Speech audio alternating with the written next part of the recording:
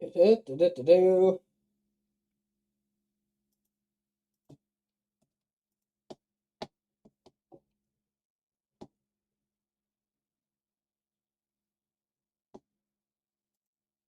There we go. Thanks. Okay, welcome, mates. Welcome to the stream. Glad to have you here. Let's quickly get into this stream. It's only going to be 30 minutes long, though, so we're going to need to do it quick. Let's go. Hi folks, my name is Adam and I like to make tiny nerdy things, and I grew up watching Sesame Street. In fact, it's probably how I learned to do a speaking so good. But while watching, I always wished I could hop into my TV and join the crew as they went about their daily business, which got me thinking, what would it be like That'd if be they could horrifying. climb out of the TV to join us? Oh, God. Of course, as soon as I had that thought, I remembered that girl from The Ring who climbs out of your TV and murders you a little bit, and well, Sadako? one thing led to another, and well, I mean, you know what I do here, so what do you expect? So all that to say that what started out innocently enough turned into me making Elmo climbing out of a TV with possibly ill intention. I don't know, I leave it up to you, the viewer, to draw your own It sounds like something Elmo would do. conclusion. At this point, I've made a temporary floor and wall and sketched a TV onto it so that I can start to build Elmo's body in an appropriately TV traversing pose. And once I've got said pose sorted out, I can get to work turning this gray clay blob into an adorable red Muppet, starting with his head. As far Adorable that wants to come at you and basically Five Nights at Freddy's your ass. as And yes, I sculpting is swore concerned, in like the first minute. I love the Muppets because they're immediately recognizable despite almost no discerning features. After all, Elmo's really just a lump of red fur with a couple eyeballs and a nose, and everyone in the world can identify him immediately. I suppose I am setting true. myself up for potential failure here by saying he's super easy to sculpt, since if it turns out like utter trash, then I don't really have any good excuses to fall back on, but fortunately, half-baked sculptures that only vaguely look like what they're supposed to has kind of become my de facto style, so I should be safe. Otherwise, once I've built up Elmo's body and attached 2 arms and a leg, then mounted it on my wall so I can figure out how to position his limbs, I can start to cover them up in a thick layer of clay. I decided to go with the 2/3 out of the TV pose so I can have one hand on the floor supporting his weight while the other hand is reaching towards his unfortunate victim.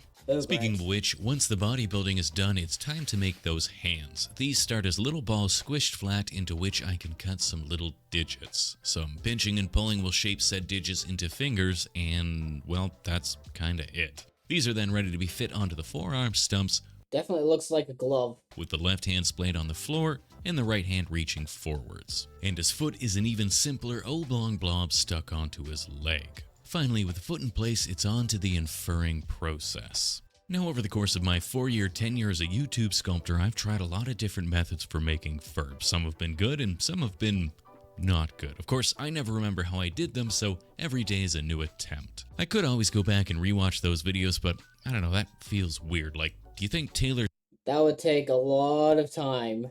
Swift ever listens to her own music? Not that Woohoo! Yikes! I'm comparing myself to Taylor Swift, I just wanted to say her name a couple of times so I could put it in the tags and boost my SEO.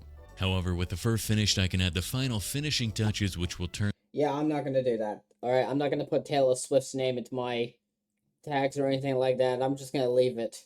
this furry, faceless monster into an immediately recognizable, much-beloved character.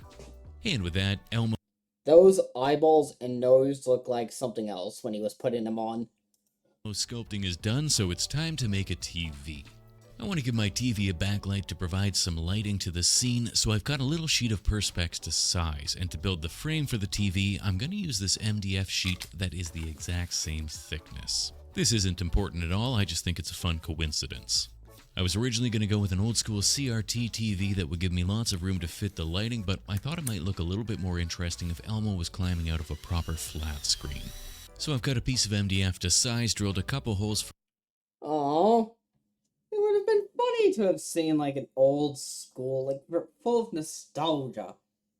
And that way then the newer generation can see just how far they've come. We have old, big, blocky CRT TVs instead of these very flat, thin ones.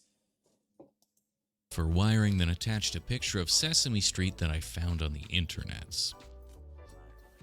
I'll then remove the protective layer from the Perspex and fit it on top. I also made the frame of the TV off screen by making a shallow box with a cutout that fits perfectly over the screen, and to add the lighting, I strung together 3 of these noodly LEDs to give me an extra long noodly light that will stretch all the way around the screen.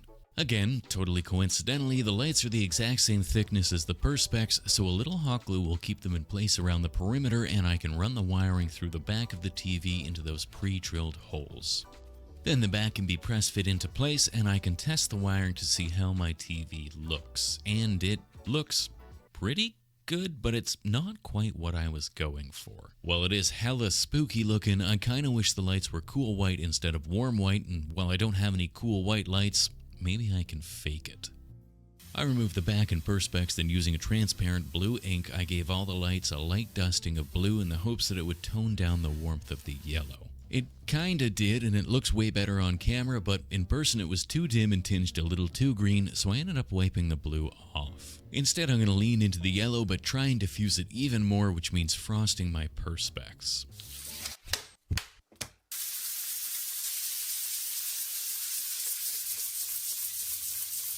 Definitely make it look nice and glitchy. A quick sanding on a high grit sandpaper will turn my glossy Perspex frosted, and I'll cover the back of the TV in some shiny aluminium tape, which I'm hoping will help to reflect some of the light.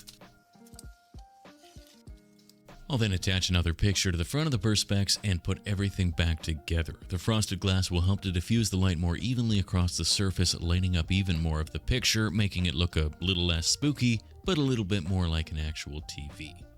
A little gap filler will fill in the gaps around the edge of the TV where the light's bleeding through, and I can smooth it all out with a tiny bit of sandpaper ASMR.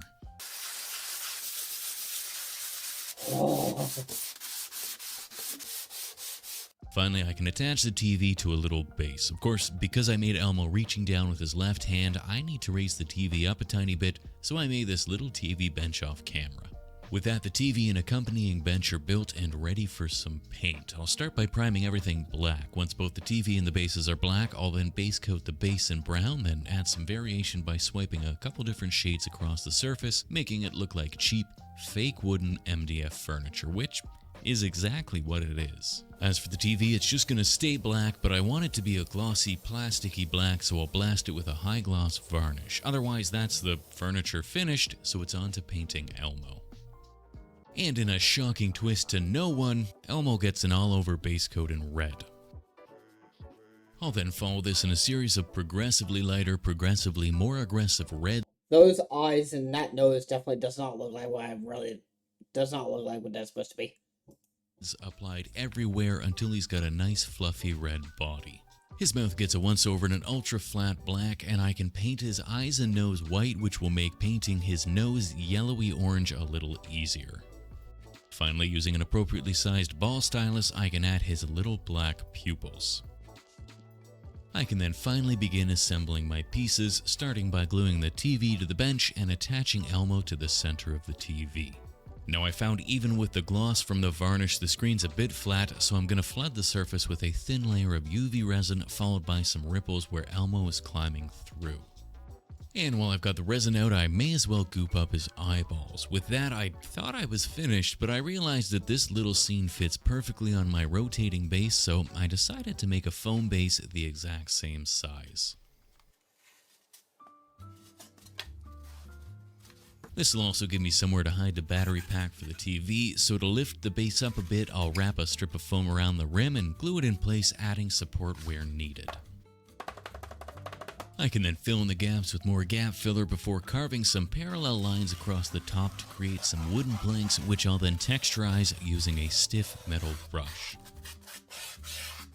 One of my patrons said I should add a shag carpet, and that seemed like a great idea, so I'll mark out the curve of the floor on a thick sheet of cardstock, then cut it to size and paint the top with that nasty brown beige that all shag carpets seem to have. To make the shag carpet shaggy, I figured I could use some static grass, specifically this ugly beigey grass that perfectly matches the base tone I just painted. And to apply said static grass, I'll use my static grass applicator. I'll fill the top with a copious amount of grass, then coat the base in a thick layer of glue. Then it's as simple as aggressively shaking the applicator until my arm hurts and I'm left with a truly beautiful shaggy shag carpet. Now admittedly it kinda just looks like a patch of grass or fur, but while it's not good, it is good enough, so I can set this aside to dry while I get to work painting the floor. Now the floor is exceptionally simple, as I'll just give it a top coat of mahogany so that it looks like mahogany, then I'll paint the rim black. At this point the carpet is dry enough that I can then attach it to the base with a little hot glue, and I can fit Elmo and his TV in place at the edge of the carpet. All it's left to do then is make a couple odds and ends to finish this off. Originally I had envisioned having a couple of kids on a sofa screaming as Elmo's coming for them, but then I remembered that that would involve making a couple of kids in a sofa, and that's literally an entire video's worth of work by itself. Yep. Fortunately, another beautiful patron said I could probably just fake it if I had a couple bits and bobs strewn about in front of the TV to imply someone scrambled away just out of frame. So to that end, I made a teeny tiny can of cola that I'll have tipped over just at the edge of the carpet. Also, Kids on the sofa. Oh, that reminds me of when Adam made the Simpsons. so I'm going to be running the wiring through the base to the battery pack underneath, but instead of having it just awkwardly pass through the floor, I thought maybe I could make a little power strip so it looks like the TV is actually plugged in. I'll then paint the power strip a nice power strip white, and I'll give the can of cola a silver top and bottom, then paint the center red before adding a big white cola logo in the center, since this family is frugal and no name cola tastes the same.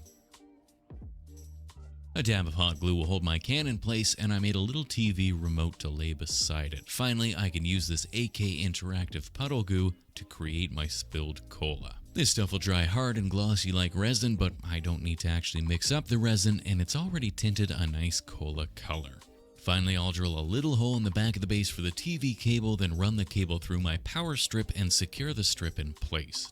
To hide the hole and cover the cable, I made a little black plug to fit over the top. Last but not least, I can attach my TV wires to a battery box and glue it to the underside of the base. And with that, we're all done here and onto the glamour shots.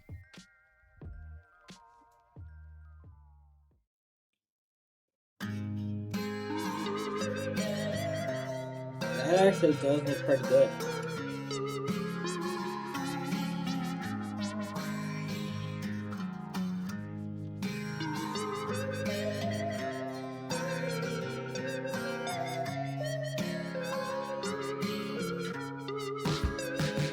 Please tell me this music is royalty free.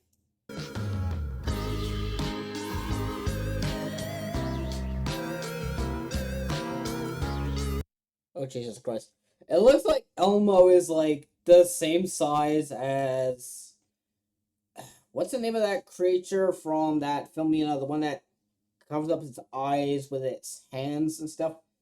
It looks like it's around that exact same size. Okay. So we did Elmo, now... Okay, we need to be quick. Quick, quick, quick. Go, go, go, go, go. Powerpuff Girls, okay? Hi folks, I don't own the Powerpuff Girls, alright? my name is Adam and I like to make tiny nerdy things, and my non-platonic roommate's birthday is fast approaching, so I've been trying to think of something special to make her. Then I remembered that she grew up watching the Powerpuff Girls, and I was hit with a burst of inspiration. She's gonna love it. Now the first step in any PPG project is making an oversized pale flesh-toned ball that will Seriously, those eyeballs are so damn big. be a head. I'll roll this into a ball-shaped ball, then set it aside since the second step is going to be making some absolutely massive eyeballs. Well, maybe eyeballs is incorrect since these aren't balls at all, but more like little white Cadbury buttons that will be staring into your soul in just a few minutes. Once they've been baked, I can pop them off the tray and fit a couple into my pre-balled flesh ball. I can then thicken up the bottom a bit to build out the chin before adding a bunch of chunky clay sausages around the eyeballs to build up some extra thick wrinkles. I'll then scrape them off the eyeball to create a pale flesh-toned salad finger face before adding some little wormy dealies to the inside of the eyes to create the eyelids. A little pokey pokey with a soft silicone shaper will add some more wrinkles around the Cadbury eyeballs before using the spoon part of my sculpting tool to make a little mouth. I'll then add a little blob of clay to make the upper lip before poking a couple breathing holes just above the mouth. Now the Powerpuff Girls don't have noses, but they can definitely smell, so I imagine this is probably what you'd see if you got a close-up in 4K. Also they can hear, so I'm going to poke a couple hearing holes as well. Professor Plutonium must have been hit really hard with that explosion at the start of the show when the Powerpuff Girls were first created, because yikes! Finally, back to the mouth, I'll fit a tongue inside surrounded by some little pearly white teeth, and that's my first of 3 heads done. All I need to do then is repeat this process twice more to give me my 3. They look like you're about to make the Gray from Area 51, the video game, not the actual place. Super heroine heads. Before I make the bodies though, I need to add some necks to the bottom sides, which I'll do by smooshing a little lump of clay onto the underside and blending it in. Then with my 3 heads necked up, I can start making some legs. I'll start with a little lump of white clay into which I can cut myself a pair of little lumpy legs out of the bottom half. Some pinching and pulling will get me the correct dimensions, and I can squish this into my unbaked neck before blending it all together and bending the leg into an appropriately heroic pose. I'll then do the same thing for the other Powerpuff Girls, smooshing lumpy legs onto their neck knobs and bending the legs into appropriately actiony power poses. Now with my bodies baked to lock the pose in place, I can start to add their character-specific dresses, specifically blue for Bubbles, pink for Blossom, and green for Buttercup. As far as adding the dresses, it's a pretty straightforward process. Squish the clay onto the body and smoosh it around a bunch until it covers the necessary parts, then add a thinner strip along the bottom so it's less a bodysuit and more a flowy summer dress. Then using the handle of a tool, I'll press a belt-sized indent into the middle of the dress so I can fit a belt-sized belt into the belt-sized belt indent. Then some more poking and prodding with a variety of sculpting tools to add the wrinkles and folds to the dress, and I'll do the same thing to the other colors. Finally, before I make my arms, I need some armholes, so I'll poke a mid-sized ball stylus into the body where those arms will be. Now the Powerpuff Girls don't really have arms in a conventional sense since they're sort of lacking hands, but there's a number of theories floating around on the internet about what their arms actually are. For my money's worth, What, kind of like those arm things from Kobayashi's Dragon Maid with, the Chaos Dragon, how she had like little balls on her hands that had millions of little hands. though I bet that rather than having a couple arms with hands on the ends, they probably just got a couple great big fingers. So naturally, I made a bunch of arm-sized fingers to fit into place. However, once I'd gotten them onto the model, I realized they were perhaps a bit too flimsy, so I ended up pulling them off, cutting them open, and adding a little aluminium bone inside. This worked out well enough though, since I was able to add a bit more detail to the finger that I think would have otherwise been a real ball ache to do sans aluminium bones. More specifically, the girls do a lot of fighting, so I imagine their finger arms are going to be pretty gnarly and knobbly and borderline arthritic, so I made sure to add lots of lumps and bumps before pressing them back onto the body into some pre-drilled shoulder holes. Of course, each of the girls gets her own set of finger arms appropriately positioned to match her pose. Otherwise, the only thing left to do now is add some hair. Bubbles gets a big patch of yellow clay smooshed onto her shiny hairless dome, then I'll press and smoosh it into the correct position before adding little bits and bobs here and there to bulk it out to the correct places, followed by some final texturing. Looks more like that Rowdy Rough Boy version of Bubbles. To add the texture. I wrapped a couple balls of aluminium foil in yellow clay that I can jam onto each side to create her pigtails, which then get textured in the same texturizing procedure before a couple blue ribbons get wrapped around the base. Blossom's hair is decidedly more orange, so I'll get a long, flat orange sheet of clay that I can press some longer textures into before squishing it onto her head, since adding the texture after it's in place would have been kinda tricky. Otherwise, she gets her 4 square fringe pieces in the front, and I'll add the finishing textures along the length before adding her bow on top. With that done, I can move on to Buttercup, who gets those spiky reverse wing things out the sides behind her ears, and then I'll split her bangs in the front, but otherwise it's a pretty straightforward hair job for her. Last but not least, I'll add the little black bobs on the bottoms of their feet. In hindsight, I kinda wish I'd given them jorts or something else so I could make their feet like I made their hands except like a single big toe, but this is a gift and I didn't want to make it look weird or unsettling.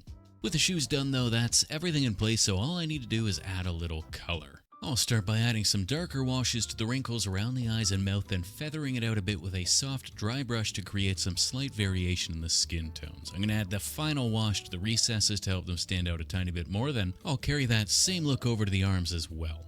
Now, I was going to add some light blue veins to make the skin seem a little bit more alive, but they kinda ended up looking like testicles and wigs, so I scrapped that idea and went with a more muted palette. Each head of hair gets a color-appropriate wash to add some recess shading, followed by a color-appropriate dry brushing to help bring the textures out.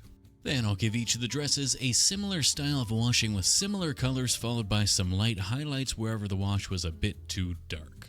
Blossom's bow can get a couple coats of red to bring out the detail, and I'll paint the pants with a grimy gray wash, followed by a watery white top coat to help bring back a bit of the whiteness. I wanted the eyes to be a little bloodshot, so I started by giving the blank, lifeless eyeballs an initial heavy red wash before repainting them white with several coats of very thin whites. In order to keep the paint nice and glossy and to prevent brush strokes, the more watery coats you can do, the better. I managed to get about 2 on before I got impatient, but a couple more would have been ideal. Now with my eyeballs looking extra white, I can start to sketch out the iris location. I initially thought it would be kinda funny if they had enormous eyeballs with itty bitty teeny weeny pupils, but again, I wanted to keep these as accurate as possible, so I decided to go with the ridiculously oversized iris in the middle of a ridiculously oversized eyeball. I did, however, keep the kinda cross-eyed look. Otherwise, with my irises sorted out, I can start to add the pupils, which are just big black blobs in the middle of the eyeball. Finally, the final finishing touch will be making my eyeballs extra gooey by adding a thick coat of UV resin over the top. With that though, our trio of terrifying heroines is finished, so I just need to make them fly. Fortunately, I have an idea. The vast majority of Powerpuff Girl artwork includes the magical movement lines each of the girls leave behind as they fly around, and I think I can just make some Walmart knockoff versions to mount my PPGs on by snapping the sheet of Perspex to the correct size. Then I can tape off the middle of my freshly snapped Perspex strips so I can airbrush a thin layer of white onto the edges. I'll then peel the tape off the center of the strip and tape over my freshly painted lines so that I can paint each panel a separate color. I'm going to use the airbrush here since I want to retain the transparency of the acrylic as much as possible. Finally, each of the magical liney dealies has some sort of character-specific pattern which I've tried to recreate as a stencil with blue painter's tape. Now, none of these stencils look particularly good or clean, but I feel like the wonkiness only adds to the overall aesthetic that I've cultivated throughout this project. With the patterns painted onto the Perspex, I can peel the painter's tape off, then drill a single mounting hole into the top of each of the pieces. Now I also added a small strip of Perspex to the bottom of the magic pillar so that it can stand on its own. And I can reposition my Powerpuff Girl on her base so I can mark out where to drill the mounting hole. This hole then gets filled with a little length of acrylic rod which fits neatly into that pre-drilled pillar hole. A little CA glue will hold it in place, and as long as you're looking at it straight on, the top of the pillar lines up nicely with those finger arms. I'll then do the same thing for the other 2 Powerpuff Girls, and that's us done here, and onto the glamour shots. Jesus Christ!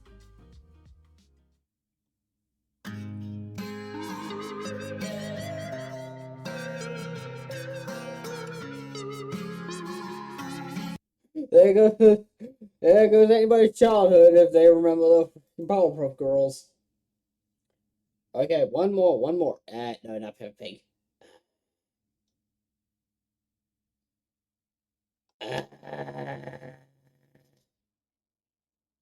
This one looks interesting. King Slime. Hey folks, my name is Adam and I like to make tiny nerdy things, and I've been on a bit of a Terraria binge at the moment, so to finish off this month of monsters, I figured I'd make the slimiest boss of them all, King Slime. Of course, King Slime is a big slimy translucent ball of blue, so naturally I'm going to start with a big bucket of brown.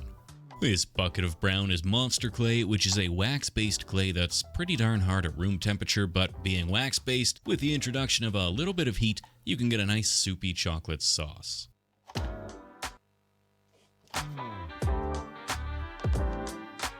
Now that I've got a skin sculpting vat of brown goo, I can scoop it out and form it into a soft ball of brown. This not quite so edible oversized chocolate truffle can then be gingerly shaped into a nearly smooth, slimy half sphere. As it starts to cool down, it'll get harder to shape until it's nearly rock solid, at which point I can start to refine the shape and smooth out all the small cracks and seams that would have otherwise been too hard to fix while it was still goopy and droopy. Finally, I've got a mostly smooth surface with a few minor imperfections that can be fixed like most things with the application of an open flame. The fire will help to heat the surface up enough to smooth it with my finger or some silicone tools, as well as add a layer of excitement and danger to an otherwise entirely too safe project. Eventually, I've got a nice round Slime King-esque dome, so one final pass with the fire will soften the last of the surface, and I'm ready to make a mold. I'll transfer my opaque Chocolate King to a slightly larger Perspex surface, then surround him with the top half of a broken mixing bucket. You can, of course, use a non-broken bucket, but you might find that without the hole in the top, the silicone just runs down the sides and your mold doesn't really work. Otherwise, I've got a watertight seal, so it's time to mix some silicone. Please tell me that was just water and that wasn't actual silicone. The two-part addition cure silicone, which gets mixed in equal parts A and B. I don't really know what any of that means, but I do know that when this stuff cures, it cures hella fast. Really, this means that you've got a limited amount of time to pour your mold before it starts to set, but it also means that it's ready to demold in less than an hour, which, for someone with my patience, is about 58 minutes too long. So after giving it a nearly appropriate 40 minutes to set, I can cut and peel the frame back and free my brown king slime from his icy skim milk prison, leaving me with a perfect impression ready to be filled with a bunch of blue resin. However, before I do that, I want to make a teeny tiny decomposing ninja to fit in the middle, and to make sure I don't make that little ninja too large, I'll chop my brown temporary king in half so I can figure out proportions and reference the size as I go.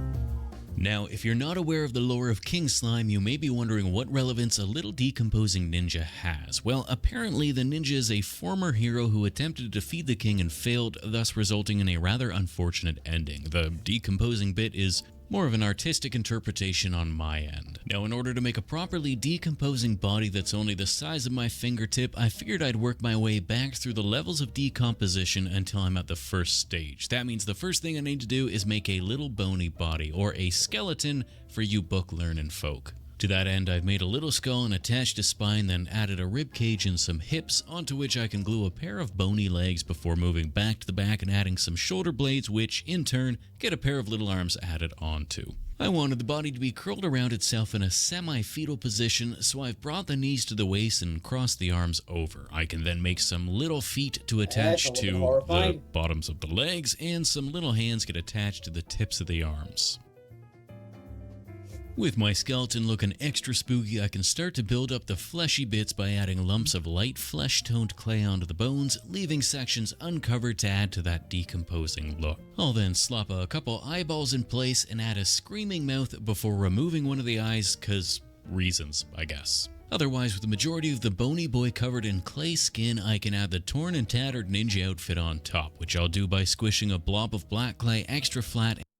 Almost looks like Imhotep from The Mummy, only with more clothes. And tearing it apart so it looks like well-worn ripped cloth, which I can then strategically drape across the body. Finally, for the last bit of decomposition, I'll paint the fleshy bits with a washed-out brownish red, as well as give the exposed sections of skin still stuck to the bones a deeper red touch-up, before finally giving the black cloth an extra black base coat, followed by some aggressive dry brushing to make it look like it's tattered and worn.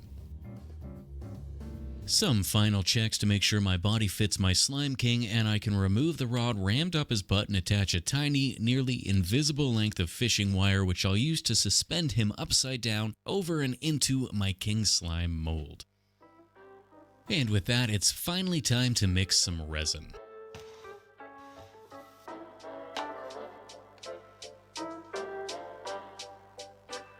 King Slime is a very blue but still translucent dome of slime, so once I've mixed my resin, I'll tint it blue with probably too many drops of dye. I also want to make sure that King Slime is bubble free, so to remove the bubbles from my resin, I'm gonna suck them out with a vacuum. Hello. This is a vacuum chamber and it works by some sort of magic I don't understand. The general idea though is that a little pump pulls the air out of the chamber, creating a vacuum that pulls the bubbles up and out of the resin, leaving me with a lovely clear, bubble-free resin ready to be poured. Finally, once I'd filled my slime molds, I had a tiny bit of resin left over, which felt like the perfect excuse to make some smaller slimes. This is Oyumaru, which is a reusable, non-stick molding material which I guess I used to make counterfeit 1-pound coins at some point. To reuse the mold, I'll fill a little container with boiling water and drop the putty in. After a few minutes, it's nice and malleable, so I can reshape it into a round form, which I'll then jab with a large ball stylus. I can then make a few more of these ball stylus molds and fill them with my leftover resin, then it all gets set to the side for 72 hours to cure while I get to work making the king's crown. To make sure my crown fits my still curing slime king, I'll reattach my halved brown king. And to make the crown, I'll start by making a frame I can sculpt on top of out of an old roll of tape that I'll cut down and reassemble until it's roughly the size I want. I can then cover it in a thin layer of yellowish gold clay, into which I can start to cut the crowny accoutrement. Mostly this involves using a scalpel and some teeny tiny cookie cutters to remove roughly equal amounts of clay until I'm left with not enough clay, at which point I can start to return the removed clay to the crown until I've got a shape I'm happy with. Once I've got the proper shape and styling for the crown, I can start to bejewel it by sticking some pre-baked gems into the surface and pressing them in place. Then it's into the oven to lock the shape in place, and once it's been baked, I can remove it from the cardboard and tape frame, sand the surface smooth where the clay's crept up, then remove the gems and set them aside.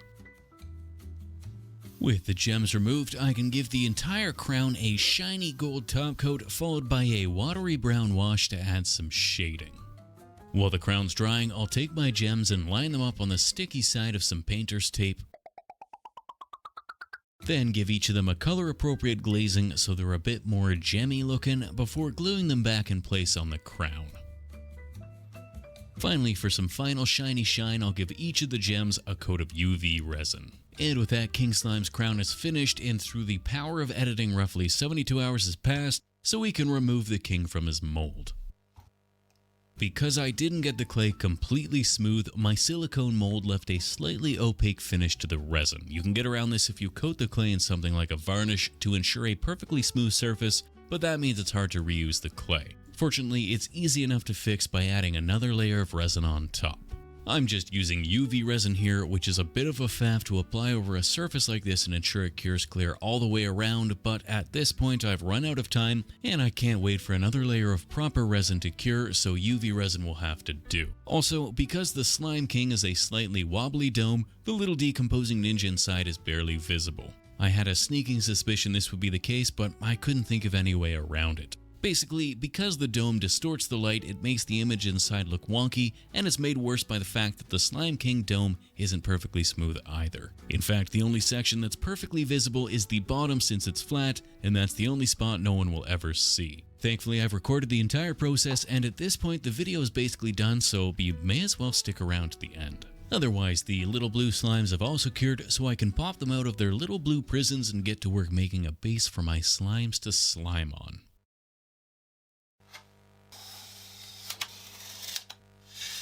I'm gonna make a nice grassy pasture for my slimes to frolic in, so I've cut a sheet of XPS foam to size, and I now want to cover it in mud, which I'll make by mixing together some hole filler, matte Mod Podge, brown paint, more brown paint, and a bit of sand for texture.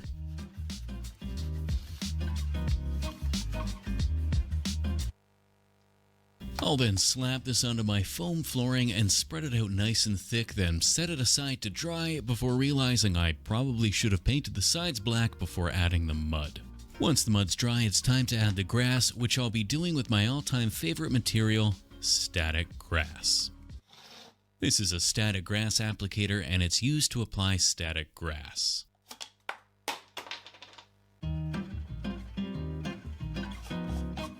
To apply said static grass with a static grass applicator, I'll paint way too thick a layer of PVA glue over my muddy foam wherever I want the grass to stand, then violently shake the applicator over the surface. The applicator applies static electricity to the grass as it falls, forcing it to stand upright as it hits the glue, leaving me with a lovely little grassy field. I can then flip the field upside down and tap off the excess. All that's left to do then is drop my king slime in place, add the quintet of little slimes, and that's us done here, and on to the glamour shots.